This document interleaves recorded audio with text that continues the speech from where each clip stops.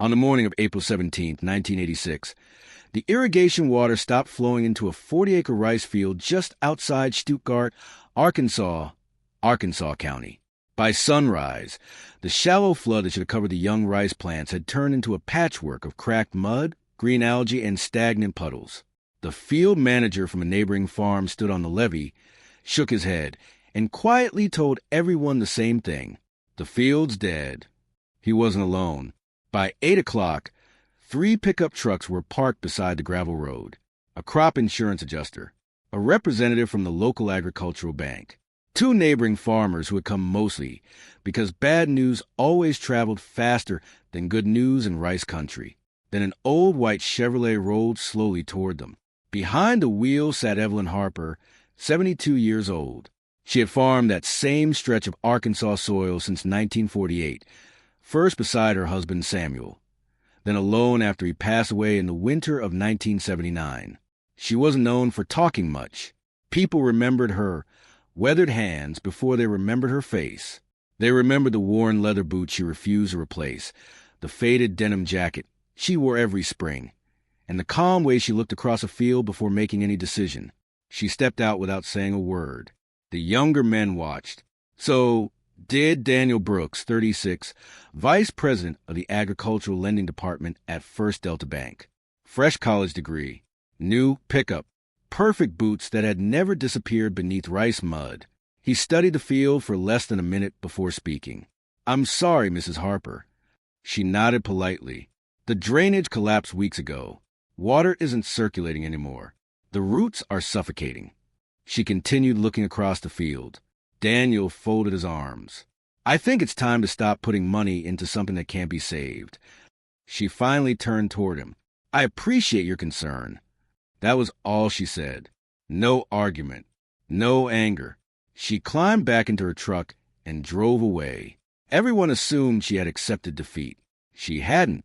Instead, she drove 18 miles south to a small duck farm outside DeWitt, where an elderly breeder named Carl Whitaker was trying to sell 500 young Pekin ducks before feed costs buried him. Most buyers wanted 50. Some wanted 100. Nobody wanted all 500, except Evelyn. Carl blinked twice. "You serious?" She simply nodded. "I'll take every one." The price came to $2,750. Nearly every dollar she had left after paying for seed and diesel that spring. Carl hesitated. "Evelyn, what exactly are you planning?" She smiled. "You'll see. Let me tell you about rice fields for a moment. Most people think ducks belong on ponds. Old Arkansas rice farmers knew something different. Long before expensive herbicides became common, ducks were sometimes released into flooded paddies because they loved eating insects, weed seedlings, snails, and tiny aquatic pests. They fertilized the water naturally while constantly stirring the surface with their feet and bills. It wasn't magic. It was old knowledge. Knowledge almost everyone had forgotten. By the following afternoon, trailers carrying crate after crate of noisy white ducks rolled onto Evelyn's farm. Word spread quickly. Not because someone had bought ducks, because someone had bought 500 of them. By sunset, nearly a dozen neighbors had gathered along the levee. Some were curious. Others had come to watch what they assumed would become the biggest farming mistake Arkansas County had seen in years. Daniel Brooks arrived as well. He stepped from his truck, wearing a pressed blue shirt. "What is all this?" One neighbor answered before Evelyn could. "Looks like she's replacing rice with ducks." The crowd laughed. Then Daniel laughed too, not a polite chuckle. A loud, confident laugh that echoed across the empty field. He leaned against his truck and shook his head. "I've seen risky investments." Another laugh. "But this..." He looked around at everyone watching. "This might be the most expensive bird sanctuary in Arkansas." More laughter rolled through the crowd. Several men wiped tears from their eyes. One farmer slapped another on the shoulder. Someone muttered, "She's finally lost it." Evelyn heard every word. She didn't answer. She simply walked toward the first trailer. One latch, then another. The wooden gate swung open. 500 white ducks rushed forward like flowing water. Within seconds, they spread across the flooded sections of the rice field, quacking loudly as they searched every inch of shallow water. The laughter continued. Daniel smiled again. They'll be gone by morning. Evelyn calmly closed the empty trailer. No, she looked across the field. They'll still be working. Have you ever owned something that everyone else called worthless, only because they couldn't see what you saw? Sometimes experience sounds quiet because it doesn't need applause. Over the next several days, something unusual happened. The ducks never stopped moving. From sunrise until evening, they paddled through every corner of the field. They rooted beneath floating weeds. They snapped up insects by the thousands. They churned stagnant pockets with constant motion. Tiny ripples spread across water that had seemed completely lifeless only days before. Children from nearby farms started riding bicycles past the Harper property just to watch them. Older farmers came pretending they were checking fences. They weren't. They were watching the ducks. Daniel wasn't impressed. Yet, the water still looks dirty, he told another banker during an inspection. The crop won't recover. But beneath the cloudy surface, things were already changing in ways no one standing on the levee could see, because the water had just started moving. 3 mornings after the ducks entered the field, the first change appeared where almost nobody thought to look. Not in the rice. In the water. The stagnant film that had covered the surface was beginning to disappear. Wherever the ducks traveled, the water carried a faint current instead of lying still. Their constant paddling disturbed layers of decaying plant matter that had settled across the bottom, allowing fresh oxygen to reach places that had been starved for weeks. From a road, it looked insignificant. To Evelyn Harper, it looked familiar. She had seen it once before. Let me tell you about the spring of 1958. That year, relentless rains flooded much of Arkansas County. Modern chemicals were expensive, and many small farmers simply could not afford them. Samuel Harper, Evelyn's husband, borrowed 200 ducks from a neighbor for a month. They spent every daylight hour roaming the paddies, eating insects, stirring the water, and leaving behind natural fertilizer. By harvest, the field that everyone expected to fail produced one of the best yields on their farm. Samuel never forgot that lesson. Neither did Evelyn. The difference was that nearly 30 years had passed. Most of the old-timers who remembered those methods were gone. The younger generation trusted machines, chemicals, and spreadsheets more than stories. Daniel Brooks certainly did. On April 22, 1986, he returned with 2 representatives from a bank and another agronomist. They stood on the levee, clipboards in hand. Daniel pointed toward the ducks. "I'll give her this," he said. "It's memorable." The agronomist remained quiet. He knelt beside the water and scooped up a handful. Instead of thick, foul-smelling sludge, the water flowed easily through his fingers. He frowned. "That's different." Daniel shrugged. "It doesn't change economics." "Maybe not. Not yet." Every sunrise followed the same rhythm. The ducks spread across the field in loose groups. Some searched for apple snails that fed on tender rice shoots. Others hunted mosquito larvae, beetles, and tiny aquatic insects hidden beneath floating weeds. The rest simply kept moving, always moving. 500 pairs of web feet gently stirred acres of shallow water from dawn until dusk. Evelyn never chased them. She didn't need to. She simply opened the temporary fence each morning and closed it every evening. Everything else, the ducks already understood. Her neighbors still doubted her. Some smiled politely now. Others laughed less loudly than before.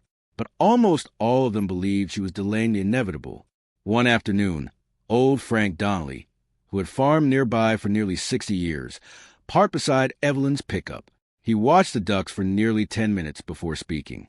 "I haven't seen this since Eisenhower was president." Evelyn smiled. "I wondered if anyone else remembered." Frank nodded slowly. "We forgot too much." The word stayed with her. That evening, Daniel drove home thinking about something he could not explain. If the field was truly dead, why did it look more alive every time he visited? A week later, the answer began to emerge. Fresh green shoots appeared across sections of the paddy everyone had written off. Not everywhere, not evenly, but enough to catch experienced eyes. The plants stood straighter. The water smelled cleaner. Even the birds returned. Great egrets landed along the levees. Red-winged blackbirds circled overhead. Dragonflies skimmed the surface by the hundreds. Life follows life. It always has. Have you ever watched something everyone else had already given up on, only to realize it was quietly healing while nobody was paying attention? Sometimes the biggest changes begin long before they become visible. Daniel ordered another inspection. This time he brought soil samples back to the county office. The laboratory results surprised everyone. Organic activity had increased. Pest populations had fallen sharply. The need for additional pesticide applications had dropped far below neighboring fields. The report didn't mention ducks. It didn't have to. Daniel stared at the numbers longer than anyone else. They challenged everything he thought he knew. Let me tell you about old farming knowledge. People often confuse progress with replacement, but agriculture has rarely worked that way. The smartest farmers never threw away methods that worked. They added new ideas without forgetting the old ones. That balance built America's greatest family farms. Evelyn understood that instinctively. She wasn't trying to reject modern farming. She was remembering something useful that modern farming had overlooked. Late one afternoon, Daniel found her repairing a section of fence. "I've been looking over the reports," he admitted. She kept hammering. "They're unusual." Another nail. Another quiet tap. "You expected them to be." She looked up. "I hoped." Daniel hesitated. "I laughed at you." "You did." "I'm beginning to think I laughed too soon." For the first time since they met, Evelyn smiled without reservation. "It happens." No lecture. No victory speech. Just 3 simple words. Daniel looked across the field again. 500 white ducks drifted to the water in calm, steady lines. The rice behind them looked greener than it had looked in weeks. Then something caught his attention. Near the center of the field, the water was bubbling, not violently, but steadily, as if something beneath the mud had finally broken free after years of being trapped. Frank Donnelly took one long look, removed his cap, and whispered words that stopped everyone nearby. "I know exactly what's waking up." And before anyone could ask what he meant, the bubbling spread across nearly half the field. The bubbles spread slowly at first. Then they appeared everywhere. Not like a boil. Not like something dangerous. Like a field taking its first deep breath after holding it for far too long.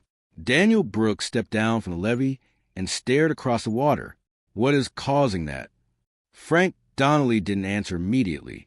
He walked to the edge of the paddy, crouched, and let the muddy water run through his fingers. Finally, he smiled. "The soil's alive again." Daniel frowned. "I don't understand." Frank nodded toward Evelyn, who was calmly filling a feed bucket as though nothing extraordinary was happening. "She does." Evelyn crossed the levee and joined them. "The bottom was sealed," she said quietly. "Too much decaying plant matter. Too little oxygen." The ducks kept breaking it apart. Daniel looked back at the water. "So those bubbles, they're trapped gases escaping. The mud is breathing again." For a long moment, nobody spoke. Only the sound of hundreds of ducks paddling through the shallow water filled the silence. Let me tell you about something many people misunderstand. Horsepower sells tractors. Torque keeps farms alive. The same idea applies to nature. Horsepower is speed, the ability to do work quickly.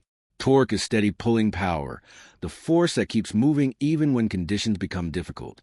Old farm engines produce remarkable torque because they turn slowly, placing less stress on their cast iron components while delivering dependable pulling power year after year. Nature often works the same way. It rarely changes overnight. Instead, countless small actions, like hundreds of ducks stirring water every single day, create results that appear sudden only because nobody noticed the quiet work happening beneath the surface. That explanation spread through Arkansas County faster than gossip. Within days, farmers who had laughed the loudest were driving past Evelyn's place before sunrise. Some stayed in their trucks. Others climbed the levee. Nobody laughed anymore. The ducks had become the attraction. Children counted them. Older farmers counted the rice. Both numbers seemed to grow every week. By the second week of May, the transformation was impossible to ignore. The pale yellow patches that had covered much of the field were disappearing beneath healthy green growth. The irrigation channels flowed freely again. Tiny fish returned to the ditches. Frogs filled the evenings with their chorus. Even the air smelled different, cleaner. richer, alive. Daniel visited almost every afternoon now, not because the bank required it, because he wanted to understand. One evening, he found Evelyn sitting on the tailgate of her old Chevrolet, watching the ducks settle for the night. "I've been thinking," he admitted. She waited. "I've spent years studying balance sheets." She nodded, "But I've never really studied a field." Evelyn smiled gently. "Fields don't mind." Daniel laughed softly. "No, I suppose they don't." The laughter sounded different this time. Not mocking. Humble. Curious. A week later, representatives from the University of Arkansas Cooperative Extension Service arrived after hearing rumors about the unusual recovery. They walked every corner of the paddy, collected samples, measured plant density, counted insect populations. One researcher shook his head in disbelief. "We expected severe damage." "So, did everyone else?" Daniel answered. The researcher looked toward the ducks. "Apparently not everyone." News reached nearby counties, then neighboring states. Reporters began calling. Most expected a feel-good story about an elderly widow and her ducks. Instead, they found something much more interesting. Evidence. Real measurements. Lower pest pressure. Improved water quality. Healthier rice stands. Reduced chemical costs. None of it guaranteed a record harvest. But together, they told one remarkable story. Experience still mattered. Have you ever realized a person everyone underestimated had simply been paying attention longer than everyone else? Wisdom often looks ordinary until the day it becomes impossible to ignore. By late June, the rice stood shoulder-high in many sections of the field. Gentle summer winds rolled across thousands of emerald stalks like waves moving over a quiet lake. Daniel stood beside Frank Donnelly on the levee. "I owe her an apology." Frank adjusted his cap. "You do." I laughed. "You did." "I was wrong." Frank smiled. "Then tell her." That evening, Daniel walked toward Evelyn, who was repairing one of the duck pens. He removed his cap before speaking. "I've rehearsed this conversation all day." She chuckled. "That usually makes them harder." He nodded. "It does." He looked directly into her eyes.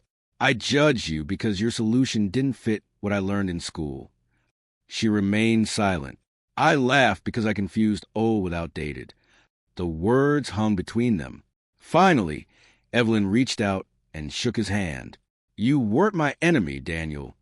"I wasn't." "No." "What was—" She looked toward the rice, swaying gently beyond the ducks. Forgetting, Daniel followed her gaze. In that moment, he understood. She had never been trying to defeat him. She had been trying to save something far older than either of them. The harvest was still months away. Storms had still come. Floods, wind, disease. Farming had never promised certainty. But for the first time since April, nobody in Arkansas County called the Harper field dead. They called it something else. The field that came back. Then, during the first week of September, as combines prepared to enter the paddies, the yield monitor inside the lead machine flashed a number that caused the operator to stop harvesting altogether and climb down in stunned silence. The combine sat silent in the middle of the Harper field. Its unloading auger hung motionless over the grain cart, while the operator stared at the digital yield monitor. He looked once, then twice. Finally, he climbed down, removed his cap, and waved toward the levee. Evelyn. She walked across the packed dirt road at the same steady pace she had used for decades. Daniel Brooks and Frank Donnelly followed close behind. The operator pointed at the screen. "I thought this thing was malfunctioning." Evelyn adjusted her glasses. The number was real, far from producing the disastrous harvest everyone had predicted in April. The 40-acre field was averaging well above the county's early season expectations. The sections where the ducks had spent the most time showed the healthiest stands of rice and noticeably lower insect damage. For several long seconds, nobody spoke.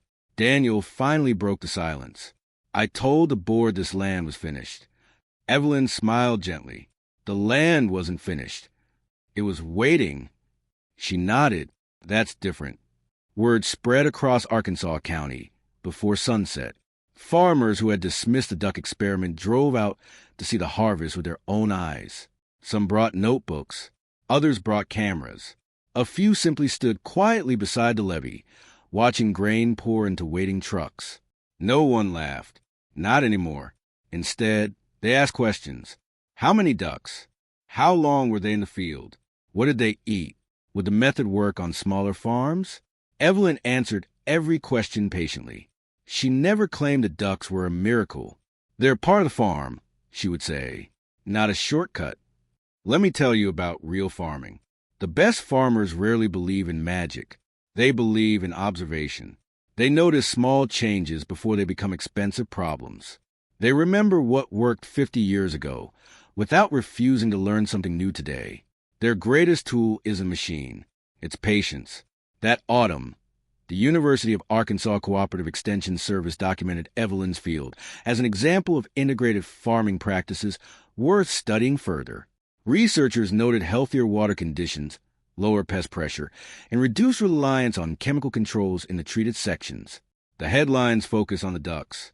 Evelyn didn't. She continued feeding them every morning before sunrise. When winter arrived, the ducks moved to sheltered ponds near the barn until the next growing season. Daniel Brooks visited often during those months, not as a banker, as a student. He carried a small notebook in his truck. Whenever Evelyn explained something about drainage, soil, weather, or birds, he wrote it down. One afternoon, he laughed at himself. I spent 4 years earning a finance degree. Evelyn looked up from repairing a fence. And now, I've learned more standing beside this field than I did behind a desk. She smiled. Fields are honest teachers. 5 years passed. The Harper farm changed, but not in the way people expected. Evelyn never expanded into thousands of acres. She never chased fame. Instead, she quietly helped neighboring farmers experiment with ducks on smaller rice paddies. Some succeeded immediately. Others adjusted their methods over time. The important part was that people had started asking old questions again. What had their grandparents known? What knowledge had disappeared simply because it wasn't written into modern manuals? Daniel changed as well. He remained with the bank, eventually becoming its regional agricultural director. But his lending philosophy became different. Whenever a farmer proposed an unusual idea, Daniel listened before judging. More than once he told younger loan officers, "Don't mistake experience for stubbornness." Everyone in the room knew exactly where that lesson had come from. Frank Donnelly passed away peacefully in 1994 at the age of 83. At his memorial service, Daniel stood before friends and neighbors and repeated the words Frank had spoken beside the bubbling rice field. We forgot too much. There were quiet nods throughout the church. 10 years after the harvest, visitors still asked about the ducks. By then, many of the original flock had long since passed, but each spring new generations crossed the same levees, following the same routines established years before. Children who had once ridden bicycles to watch them were now raising families of their own. Some returned with sons and daughters. "This is the field," they would say, "the one everyone thought was dead." Evelyn Harper continued farming into her 80s. Her pace became slower. Her hands grew more weathered. But every April, she could still be found opening the gate at sunrise. The ducks always hurried past her. She always smiled. In the autumn of 2001, Evelyn passed away peacefully in her sleep. She left the farm to her granddaughter, Claire Harper, who chose to continue both the rice operation and the duck program.